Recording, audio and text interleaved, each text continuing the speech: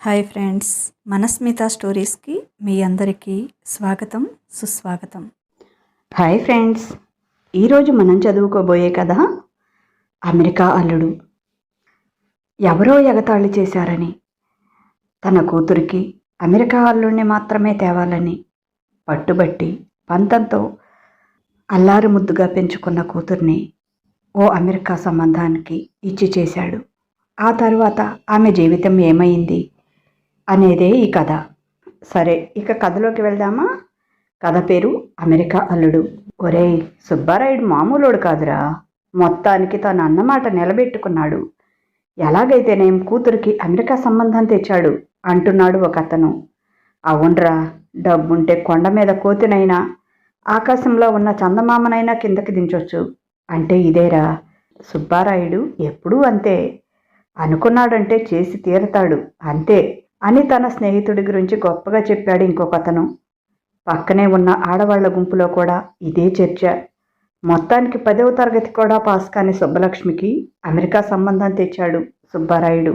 ఆ తండ్రికేమో పొగరెక్కువ, ఆ పిల్లేమో అమాయకురాలు.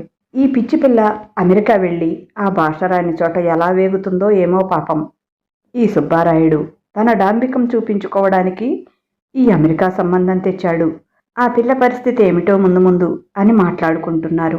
ఊరి బయట పొలాల్లో భూదేవంత అరుగు, ఆకాశమంత పందిరి వేసి చాలా ఘనంగా తన కూతురికి పెళ్లి చేస్తున్నాడు సుబ్బారాయుడు.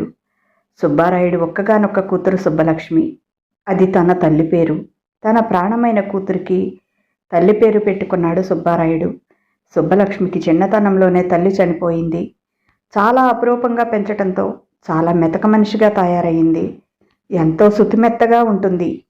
ఇంట్లో అడుగు తీసి అడుగు వేయాలంటే పని మనుషులు ఒక్క పని కూడా రాదు. ఊరు దాటిపోతే ఆమె ఎలా ఉంటుందో, ఆమెకేం కష్టం కలుగుతుందో అని 10th క్లాసులోనే చదువు కూడా ఆపించేశాడు సుబ్బారాయుడు. సుబ్బలక్ష్మి ఎంత సుతిమెత్తగా ఉంటుందో అంత అందంగా కూడా ఉంటుంది. అందాల భరిణ, సుగుణాల రాశి, పట్టుకుంటే మాసిపోతుందేమో అనుకునేంత మంచి రంగు, పెద్ద పెద్ద కళ్ళు, కోటేరు లాంటి ముక్కు, చిట్టి గడ్డం, శంఖం లాంటి మెడ, తీర్చిదిద్దినట్లుండే అవయవ సౌష్ఠవం, పొడవైన జడ, ఎక్కడా ఎలాంటి అవకరమూ లేదు, వంక పెట్టడానికి ఎటువంటి అవకాశం లేదు అన్నట్లుగా ఉండే సౌందర్య రాశి సుబ్బలక్ష్మి. సుబ్బలక్ష్మి తన ఇంటి పక్కనే ఉన్న గోపిని మనస్ఫూర్తిగా ప్రేమించింది. గోపికి కూడా సుబ్బలక్ష్మి అంటే చిన్నప్పటి నుంచి ఇష్టం. మోగగా ఆమెను ఆరాధిస్తూ ఉన్నాడు. కానీ గోపికి పెద్దగా ఆస్తులు లేవు. అందుకే గోపి సుబ్బారాయుడి కంటి కానలేదు. సుబ్బారాయుడికి విషయం సూచాయిగా తెలిసినా తెలియనట్లే ఉండిపోయాడు. సుబ్బలక్ష్మికి తండ్రికి ఆ మాట చెప్పే ధైర్యం లేదు. గోపికి కూడా తన పేదరికం కారణంగా సుబ్బారాయుడిని ఎదిరించి సుబ్బలక్ష్మిని పెళ్లి చేసుకునేంత ధైర్యం లేదు. అందుకే వాళ్ళిద్దరి ప్రేమ మనసుల్లోనే అణిచేసుకున్నారు. సుబ్బారాయుడికి ఆగర్భ శత్రువు ముకుందం. అతనికి సుబ్బారాయుడిలాగా ఆస్తిపాస్తులు లేవు. అతనికి కూడా ఒకటే కూతురు అశ్విని. ముకుందం తన కూతుర్ని సిటీకి పంపించి పెద్ద చదువులు చదివించాడు. ఆమెకు ముంబైలో మంచి ఉద్యోగం కూడా వచ్చింది. ఆమెతో పాటు చదువుకున్న రాహుల్ యుఎస్ వెళ్ళాడు. వాళ్ళిద్దరూ చదువుకునేటప్పుడే లవ్లో పడ్డారు. రాహుల్ కూడా ఎంఎస్ పూర్తి చేసుకొని యుఎస్లోనే మంచి జాబ్తో సెటిల్ అయ్యాడు. తర్వాత అశ్వినిని పెళ్లి చేసుకున్నాడు. దానితో ముకుందానికి పట్ట పగ్గాలు లేకుండా పోయాయి. బజార్లో రచ్చబండ మీద అందరూ కూర్చున్నప్పుడు అక్కడికి వచ్చాడు ముకుందం. ఏమోయ్ ముకుందం, మొత్తానికి కూతురికి అమెరికా సంబంధం తెచ్చావుగా, ఎక్కడ పట్టావేంటి కుర్రాడిని? బాగా ఉన్నవాళ్ళులా ఉన్నారే వాళ్ళు అన్నాడు ఓ పెద్ద ఆయన. అవును మామా, నా అల్లుడు అమెరికాలో పెద్ద ఉద్యోగం చేస్తున్నాడు. ఇక్కడ ఉండగానే నా కూతుర్ని కూడా అమెరికాకి ట్రాన్స్ఫర్ చేయించాడు. ఇప్పుడు నా కూతురు కూడా అక్కడ ఉద్యోగం చేస్తుంది అని చెప్పాడు గొప్పగా మీసం మెలేస్తూ. అంతటితో ఊరుకోకుండా సుబ్బారాయుడి వైపు చూస్తూ వంకర నవ్వు నవ్వుతూ, కొంతమంది పెద్దలు సంపాదించిన డబ్బు ఉందని మిడిసిపడతారు, వాళ్ళని తెమ్మనండి అమెరికా సంబంధం, అప్పుడు వాళ్ళ గొప్ప ఏమిటో తెలుస్తుంది. అలాంటి వాళ్ళంతా మన ఊర్లో ఉంటేనే పెద్ద మనుషులు, ఊరు దాటి బయటకు వెళ్తే దేనికి పనికిరారు అని ఎగతాళిగా నవ్వాడు. దానితో నామోషి ఫీల్ అయిన సుబ్బారాయుడు ఆ రోజు నుంచి కూతురికి అమెరికా సంబంధం కోసం ఎంతోమంది పెళ్లిళ్ల పేరయ్యల చుట్టూ కాళ్ళు అరిగేటట్లు తిరిగాడు.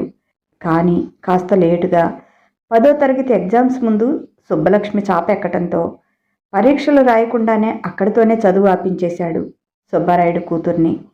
దాంతో 10వ తరగతి సర్టిఫికెట్ కూడా లేని సుబ్బలక్ష్మిని పెళ్లి చేసుకోవడానికి ఏ అమెరికా సంబంధం ముందుకు రాలేదు.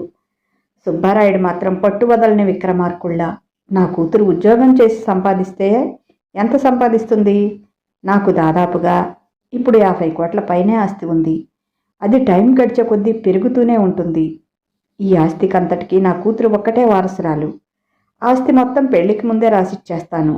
ఏ ఉద్యోగం చేసినా ఇంతకంటే సంపాదిస్తుందా ఏంటి అని బాగా ఎక్కువగా కమిషన్ ఇస్తానని పెళ్లిళ్ళ పేరయ్యలకు ఆశ పెట్టి ఎలాగైతేనే ఈ అమెరికా సంబంధం పెట్టాడు సుబ్బలక్ష్మి కోసం.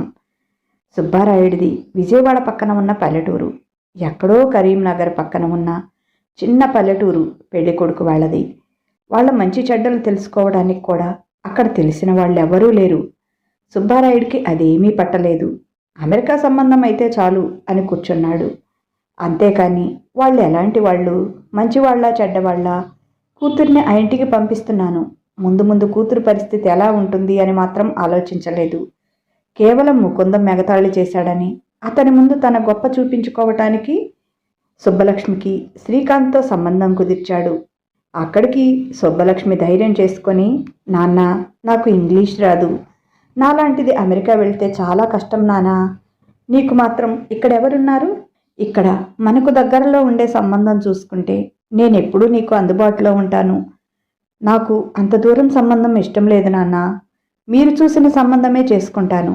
కానీ అమెరికా సంబంధం మాత్రం నాకు ఇష్టం లేదు నాన్న. మరోసారి ఆలోచించండి నాన్న.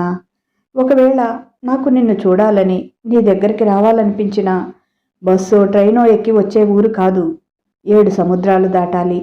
దానికి టికెట్ కొనుక్కోవాలంటేనే పెద్ద ప్రాసెస్ అంట. ఆలోచించండి నాన్న, మిమ్మల్ని వదిలి అంత దూరం వెళ్ళటం నాకు ఇష్టం లేదు అని బ్రతిమలాడుతూనే చెప్పింది. సుబ్బారాయుడికి కూడా అది నిజమే అనిపించింది. కానీ అంతలోనే ఆయనలోనే అహంకారం బుసలు కొట్టింది. లేదమ్మా ఆ నా కొడుకు, నా కింద వాడెంత, నా పొలంలో రాలిన గింజల విలువ పాటి చెయ్యదు వాడి జీవితం. వాడు నన్ను ఎగతాళి చేసేంత వాడా? చేతైతే కూతురికి అమెరికా సంబంధం చేయమని నాతోనే మీసం మెలేస్తూ చెప్తాడా? మీ నాన్న దేనిలో తగ్గడమ్మా. నువ్వు ఏ దేశంలో ఉన్నా నీకేమీ లోటు రానివ్వను. మనమిచ్చే కట్నం చూసి వాళ్ళు నోరు తెరుచుకోవాలి. నీ అడుగులకి మడుగులెత్తాలి. నీకు అసలు బయటికి వెళ్లాల్సిన పనేంటి? నువ్వేమీ ఉద్యోగాలు చేయటం లేదుగా. ఇంట్లోనే కదా తల్లి ఉండేది. ఇంట్లో నీ భర్త ఎలాగూ తెలుగు మాట్లాడతాడు. ఇంకేం ఇబ్బంది? ఏమీ ఉండదమ్మా. అక్కడికి వెళ్ళాక కావాలనుకుంటే అప్పుడే ఇంగ్లీష్ నేర్చుకో. అంతేకాని మనం వెనక్కి తగ్గే పనే లేదు. ముకుందంగాడి లాంటి అణాకాణి వెధవ ముందు తల వంచే పనే లేదు అన్నాడు. అలా తల వంచితే నేను బ్రతికున్నా చచ్చినట్లే లెక్క. మన వంశమేంటి, మన పరువేంటి, తగ్గే పనే లేదు అని సుబ్బలక్ష్మి ఎంత బ్రతిమలాడినా ఆమె మాట వినలేదు. తండ్రికి ఎప్పుడూ ఎదురు చెప్పడం అలవాటు లేని సుబ్బలక్ష్మి తండ్రి మాటకి తల వంచింది. అప్పుడు తెలియలేదు సుబ్బారాయుడికి తను ఎంత తప్పు చేస్తున్నాడో. విజయవాడలో హోటల్స్, లాడ్జెస్ అన్నీ బుక్ చేయించాడు పెళ్లి కొడుకు తరపు వాళ్ళ కోసం. ఎంత చేస్తున్నా అతనికి మనసులో పీకుతూనే ఉంది. ఆ మనుషుల్ని చూస్తే మరీ పల్లెటూరి వాళ్ళలా ఉన్నారు. తమది పల్లెటూరే అయినా ఇక్కడ ఎవరూ అలా ఉండరు. సిటీ వాళ్ళకంటే ఫాస్ట్గా ఉంటారు తమ ఊరు వాళ్ళు. అబ్బాయి ఉద్యోగం అమెరికాలో అయినా అబ్బాయి తల్లిదండ్రులు, అక్క చెల్లెళ్ళు, అక్కడి నుంచి వచ్చిన బంధువులు అంతా చాలా మొరటుగా ఉన్నారు. తిండికి కూడా మొహం వచ్చినట్లు తిన్నారు. వాళ్ళ తిండి చూస్తేనే అసహ్యం వేసింది. వాళ్ళ బట్టలు, వాళ్ళ అవతారాలు, వాళ్ళు చేసే పనులు చూసి ఊళ్ళో వాళ్ళంతా నవ్వుకున్నారు. వాళ్ళని చూసి, అబ్బో సుబ్బారాయుడు అమెరికా సంబంధం అని అంత దూరం నుంచి సంబంధం తెచ్చాడు, వాళ్ళేంటి మరీ అంత మొరటుగా మడ్డి వెదవల్లా ఉన్నారు అని అందరూ నవ్వుకుంటుంటే తల తీసేసినట్లయింది సుబ్బారాయుడికి. అదే కాకుండా హోటల్స్ వాళ్ళు తమ హోటల్ని చాలా చండాలం చేశారని, ఎక్కడో అడవిలో ఉండాల్సిన వాళ్ళని ఇలాంటి ఖరీదైన హోటల్స్లో ఎలా పెడతారని, ఎక్కడంటే అక్కడ మలమూత్ర విసర్జనలు చేసి గోడల నిండా ఖైనీ గుట్కాలు నమిలి ఊశారని, క్లీన్ చేయించుకోవడానికి triple time extra money pay చేయాలని గొడవ చేశారు. దాంతో సుబ్బారాయుడికి మరీ తల తీసేసినట్లుగా అనిపించింది వాళ్ళ మాటలు వింటే. తొలిసారిగా తప్పు చేశానా? వాళ్ళ ఊరు కూడా వెళ్లకుండా, వాళ్ళ గురించి ఏమీ తెలుసుకోకుండా ఈ సంబంధం చేసి, అసలే సుబ్బలక్ష్మికి శుభ్రత ఎక్కువ, అలాంటి మొరటు మందతో ఎలా వేగుతుందో అనుకున్నాడు. అయినా అమ్మాయి ఏమీ ఆ ఊరిలో ఉండదుగా, మహా అయితే ఇంకొక 4 రోజులు ఉంటుంది. ఆ తర్వాత ఎలాగూ అమెరికా వెళ్ళిపోతుంది. ఇంకా దీని గురించి ఆలోచించాల్సిన అవసరం లేదులే అనుకున్నాడు. అదే అతను చేసిన తప్పు అయ్యింది. కనీసం అప్పుడైనా తన తప్పు తెలుసుకుని సుబ్బలక్ష్మిని తన ఇంటికి తెచ్చుకొని ఉంటే బాగుండేదేమో. తండ్రి అహంకారంతో ఆలోచనారహితంగా తీసుకున్న నిర్ణయం సుబ్బలక్ష్మి పాలిట శాపమయ్యింది. అనుకున్నట్లుగానే 15 రోజుల తర్వాత సుబ్బలక్ష్మిని తీసుకొని అమెరికా వెళ్ళాడు శ్రీకాంత్. అప్పటి నుంచి మొదలయ్యాయి సుబ్బలక్ష్మి కష్టాలు. అమెరికా వచ్చే వరకు సుబ్బలక్ష్మితో కొంచెం సున్నితంగానే మసులుకునేవాడు శ్రీకాంత్. ఎందుకంటే అక్కడ వాళ్లకు ఉన్నది ఓ చిన్న పూరిళ్ళు మాత్రమే. అక్కడ ఓ మూలగా తడికెలు అడ్డం కట్టి ఓ గదిలాగా తయారు చేశారు. వీళ్ళిద్దరూ ఆ గదిలో ఉండేవాళ్ళు. మిగతా అందరూ ఆ పక్కనే పడుకునేవారు. ఆ ఇంటిని చూసి దడుచుకుంది సుబ్బలక్ష్మి. తమ ఇంట్లో పనిచేసే వాళ్లకు కూడా అంతకంటే మెరుగైన ఇళ్ళు ఉన్నాయి. ఇదేంట్రా బాబు, ఈ ఇంట్లో ఉండాలా నేను అనుకుంది. కానీ ఏదీ నోరు తెరిచి చెప్పటం అలవాటు లేని సుబ్బలక్ష్మి అలాగే సర్దుకుపోయింది. కొత్త పెళ్లి కూతురు కనుక పనులు కూడా ఏమీ చెప్పలేదు. ఎలాగో ఆ 15 రోజులు గడిచిపోయాయి. కూతురు అల్లుడు అమెరికా వెళ్లే రోజు ఆ ఇంటికి వచ్చాడు సుబ్బారాయుడు. ఆ ఇంట్లో కనీసం మంచినీళ్లు కూడా తాగలేకపోయాడు.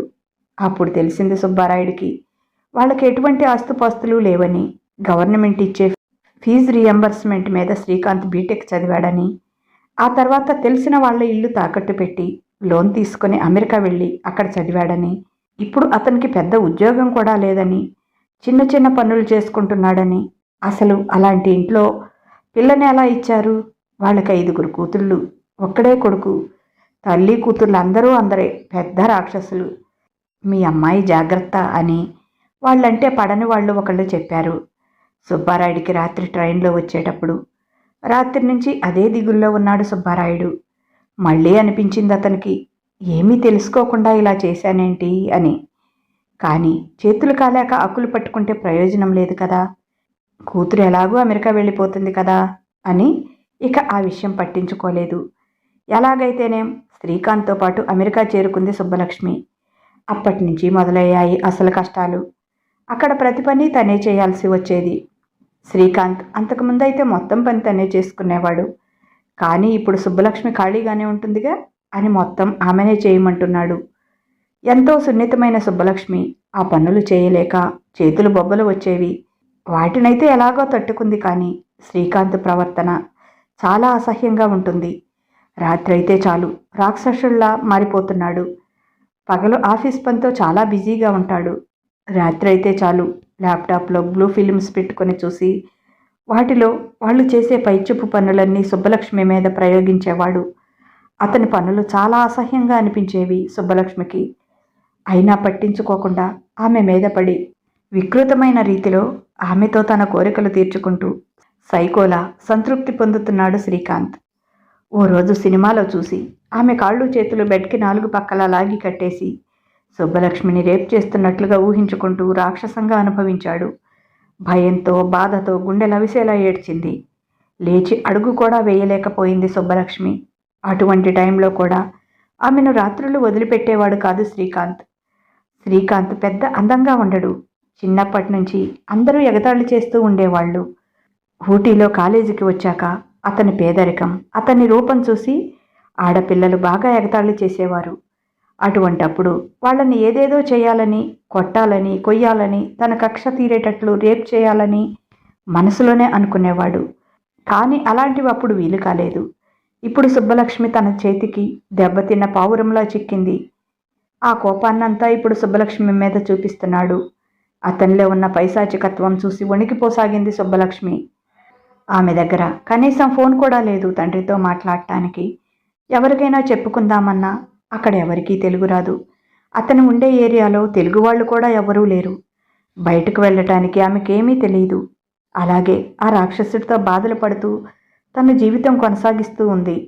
ఎంతో అల్లారు ముద్దుగా అడుగు వేస్తే కాలు కందిపోతుందేమో అన్నట్లు ముద్దుగా పెరిగిన సుబ్బలక్ష్మి ఇప్పుడు శ్రీకాంత్ చేతుల్లో అష్టకష్టాలు పడుతోంది.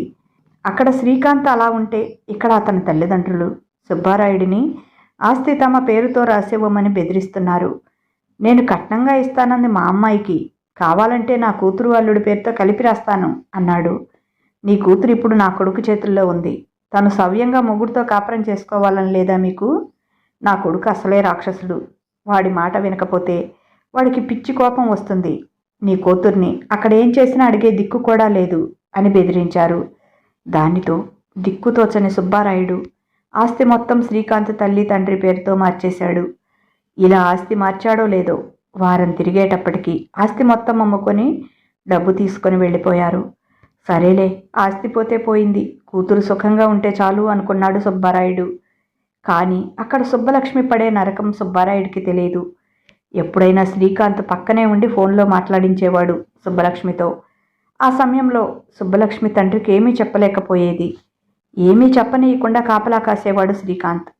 ఆస్తి మొత్తం తమ చేతికి వచ్చిన తర్వాత శ్రీకాంత్ సుబ్బలక్ష్మి మీద మరీ విజృంభించాడు. తనకి అడ్డు చెప్పేవారు కూడా అక్కడెవరూ లేరు. సుబ్బలక్ష్మి అడుగు కూడా బయటకు వేయదు.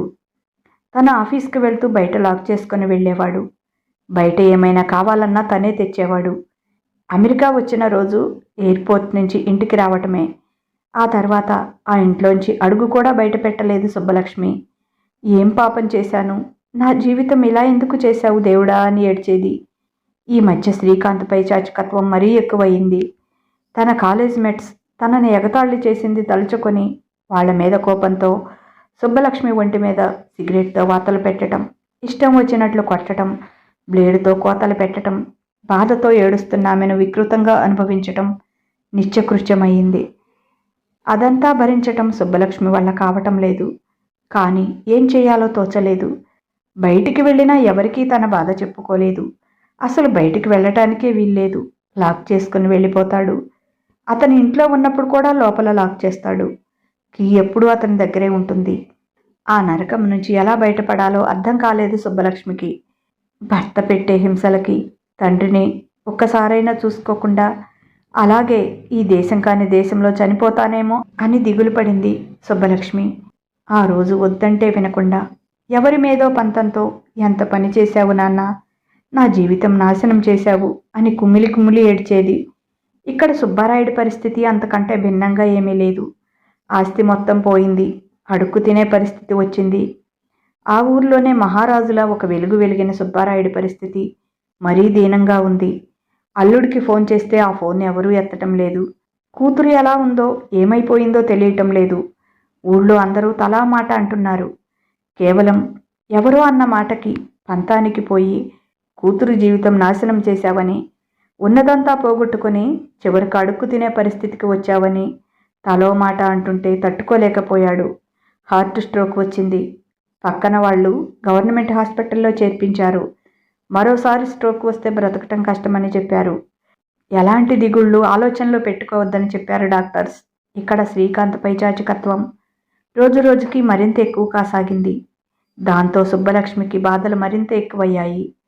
ఓ రోజు తన అమెరికన్ ఫ్రెండ్స్ నలుగురిని ఇంటికి తీసుకువచ్చి డిన్నర్ ప్రిపేర్ చేయమన్నాడు. నలుగురు తాగుతూ కూర్చున్నారు. వాళ్లలో 2 నల్లవాళ్ళు, 2 తెల్లవాళ్ళు ఉన్నారు. వాళ్ళు సుబ్బలక్ష్మిని కళ్ళతోనే తినేసేటట్లు చూస్తున్నారు. వాళ్ళ చూపులు చాలా అసహ్యంగా అనిపించాయి సుబ్బలక్ష్మికి. కానీ తప్పదు కనుక ఓపిక లేకపోయినా లేచి వాళ్ళందరూ అడిగినవన్నీ చేసిచ్చింది. వాళ్ళు తాగుతూ తింటూ జోక్స్ వేసుకుంటూ ఎంజాయ్ చేస్తుంటే సుబ్బలక్ష్మి నీరసంగా ఉండటంతో రూంలోకి వెళ్ళి పడుకుంది. కాసేపటి తర్వాత నలుగురితో పాటు రూంలోకి వచ్చాడు శ్రీకాంత్. నీరసంతో మగతగా నిద్రలోకి జారుకున్న సుబ్బలక్ష్మి మీద పడ్డారు. శ్రీకాంత్ వచ్చిన వాళ్లలో 3 కలిసి ఉలిక్కిపడి నిద్రలేచింది సుబ్బలక్ష్మి. ఏం జరుగుతుందో ఆమెకు అర్థం కాలేదు. గట్టిగా అరుస్తుంది, ఏడుస్తుంది. కానీ వాళ్ళు ఆమెను వదలకుండా ఆమె ఒంటి మీద బట్టలు లాగేస్తున్నారు. శ్రీకాంత్ వికృతంగా నవ్వుతున్నాడు. అతన్ని చంపేయాలి అనిపిస్తోంది సుబ్బలక్ష్మికి. ఒక నల్లతను మాత్రం వద్దు, ఇది తప్పు, ఆ అమ్మాయికి ఇష్టం లేకుండా ఇలా చేయకూడదు అని వాళ్లతో గొడవ పడుతున్నాడు. వాళ్ళని వెనక్కి లాగుతున్నాడు. వాళ్ళు అతన్ని కొట్టి రూంలోంచి బయటకు నెట్టి తలుపేశారు. సుబ్బలక్ష్మి వణికిపోతుంది. ఏం జరుగుతుందో అర్థం కావటం లేదు. తనకు తాళి కట్టిన భర్త వేరే మగవాళ్ళని తన దగ్గరకు తెచ్చి ఆ ఆలోచన ఆమెకు భయంకరంగా ఉంది. ఏడుస్తూ వాళ్ళకి దండం పెడుతోంది. ప్లీజ్, మీ చెల్లి లాంటి దాన్ని నన్నేం చేయకండి అని వాళ్ళ కాళ్ళు పట్టుకుంటుంది. ఆమె మాటలు వాళ్ళకి అర్థం కావటం లేదు. మద్యం మత్తులో ఉన్న వాళ్ళకి ఆమె అందం మాత్రమే కనపడుతోంది. ఆకలిగా ఆమె మీద పడ్డారు. ఒక్కో పార్టీ ఒక్కొక్కళ్ళు పంచుకొని దారుణంగా సుబ్బలక్ష్మిని అనుభవిస్తున్నారు. ఇది తట్టుకోలేని సుబ్బలక్ష్మి, అది తట్టుకోలేని సుబ్బలక్ష్మి ప్రాణాలు అనంతవాయువుల్లో కలిసిపోయాయి. సుబ్బలక్ష్మి చనిపోయిందని కూడా అర్థం కాక ఆ నలుగురు ఇంకా ఆమెను అలా పైశాచికంగా ఒకరి తర్వాత ఒకరు అనుభవిస్తూనే ఉన్నారు. బయటికి వెళ్ళిన వాళ్ళ ఫ్రెండు పోలీసుల్ని పిలుచుకొని వచ్చాడు. వాళ్ళు వచ్చి చూసేటప్పటికి సుబ్బలక్ష్మి చనిపోయి ఉంది. వాళ్ళు నలుగురు ఆమెను రేప్ చేస్తూ ఉన్నారు. రేప్ అండ్ మర్డర్ కింద వాళ్ళ నలుగురి మీద పోలీస్ కేసు పెట్టి పోలీస్ స్టేషన్కి తీసుకువెళ్లారు. అప్పటికి కానీ అర్థం కాలేదు ఆ దుర్మార్గులకి తాము ఏం చేశాము అన్నది. శ్రీకాంత్ భయంతో వణికిపోసాగాడు. అదే సమయానికి ఇక్కడ సుబ్బారాయుడికి కూతురికి ఏదో ఘోరం జరుగుతున్నట్లు కల వచ్చింది. దానితో మళ్ళీ స్ట్రోక్ వచ్చింది. అతను కూడా ఉన్నట్టుండి కుప్పకూలిపోయాడు. అంతే, అతని ప్రాణాలు కూడా అనంతవాయువుల్లో కలిసిపోయాయి. ఊళ్ళో వాళ్ళంతా చందాలు వేసుకుని అతనికి దహన సంస్కారాలు చేయాల్సి వచ్చింది. ఎలా బ్రతికిన సుబ్బారాయుడు ఎలా అయిపోయాడు? అసలు కూతురేమైందో ఎలా ఉందో కూడా తెలియదు. సుబ్బలక్ష్మి అత్తవారింటి వాళ్ళకి ఫోన్ చేయాలన్నా ఎవరికి వాళ్ళ నెంబర్స్ తెలియవు. సుబ్బలక్ష్మి నెంబర్ తెలియదు. శ్రీకాంత్ తన ఇంట్లో వాళ్లతో అంతకుముందే ఫోన్ నెంబర్స్ మార్పించడంతో అమెరికన్ పోలీసులకు కూడా వాళ్ళెవరి నెంబర్స్ అందుబాటులోకి రాలేదు. శ్రీకాంత్ 4 తన్ని సుబ్బలక్ష్మి తండ్రికి ఫోన్ చేస్తే అతను చనిపోయాడని, ఇక్కడ ఆమెకి ఎవరూ లేరని, అక్కడే దహన సంస్కారాలు చేయమని చెప్పారు. ఎంతో గొప్పగా బ్రతికిన సుబ్బారాయుడు, సుబ్బలక్ష్మి ఇద్దరి జీవితాలు అలా మధ్యలోనే సుబ్బారాయుడి అవివేకానికి, తొందరపాటుతనానికి, మూర్ఖత్వానికి బలయ్యాయి. సుబ్బలక్ష్మి మరణ వార్త విని ఆ ఊరి వారంతా కంటినీరు పెట్టారు. చివరికి ముకుందం కూడా అనవసరంగా ఈ మూర్ఖుడితో పంతంగా మాట్లాడి ఆ అమాయకురాలి ప్రాణం నేనే తీసిన వాడినయ్యాను అని ముకుందం బాధపడ్డాడు. ఇప్పుడు ఎవరేమనుకున్నా పోయిన ప్రాణాలు తిరిగి రావు కదా. అందుకే పెళ్ళిళ్ళ విషయంలో ఎప్పుడూ ఎవరిని నమ్మకూడదు. సాధ్యమైనంత వరకు మనకు తెలిసిన దగ్గరే పెళ్ళిళ్ళు కుదుర్చుకోవాలి.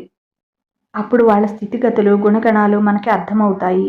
ఆడపిల్లని ఓ ఇంటికి పంపేటప్పుడు అన్నీ తెలుసుకొని అక్కడ మన పిల్ల ఎమడగలదా లేదా అని ఆలోచించుకునేవ్వాలి. ఈ మధ్య అమెరికా పెళ్లి కొడుకైతే చాలు అని ఏది చూసుకోకుండా పెళ్ళిళ్ళు చేసే తల్లిదండ్రులు ఎక్కువయ్యారు. టీవీల్లో కూడా చూస్తూ ఉన్నాం. అక్కడికి వెళ్ళాక వాళ్ళని విపరీతంగా ఇబ్బందులు పెట్టడం, సైకోలా ప్రవర్తించి హింసించడం, ఇవన్నీ చూస్తూ కూడా అమెరికా మోజు వదలటం లేదు ఆడపిల్లల తల్లిదండ్రులు. అమెరికాలో అబ్బాయిలంతా అలా ఉంటారని కాదు, చాలామంది పద్ధతిగా ఉండేవాళ్ళు, మంచివాళ్ళు కూడా ఉన్నారు. వాళ్లతో పాటు ఇలాంటి సైకోలు ఉంటారు. పిల్లని ఇచ్చేటప్పుడు అమెరికా అయినా ఆంధ్ర అయినా అన్ని విషయాలు తెలుసుకునేవాలి. ఇది ఆడపిల్లల తల్లిదండ్రులకు నా మనవి. ఇది కథ కాదు, నిజం. కొంత కథ కోసం అది చేసి రాసిన ఈ కథలో నిజమే ఎక్కువ ఉంది. ఇది మన సమాజంలో మన చుట్టూ జరుగుతున్న కథే. ఆలోచించండి, తొందరపడకండి. న్యూస్లో ఎప్పుడో విన్నా ఈ అమెరికా సంబంధాల కథ గుర్తుకొచ్చి ఈ కథని రాశాను. మీ దగ్గర, మీ చుట్టుపక్కల ఇలాంటి స్టోరీస్ జరిగే ఉంటాయి. ఒకవేళ జరిగి ఉంటే కామెంట్ పెట్టండి. ఈ కథ నచ్చితే ఒక లైక్ ఇవ్వండి. మన మాటే మంత్రం మనస్మిత స్టోరీస్ని సబ్స్క్రైబ్ చేసుకోండి. అలాగే షేర్ కూడా చేయండి. ఇక ఉంటాను. బాయ్. మీ లక్ష్మీ ఘంట.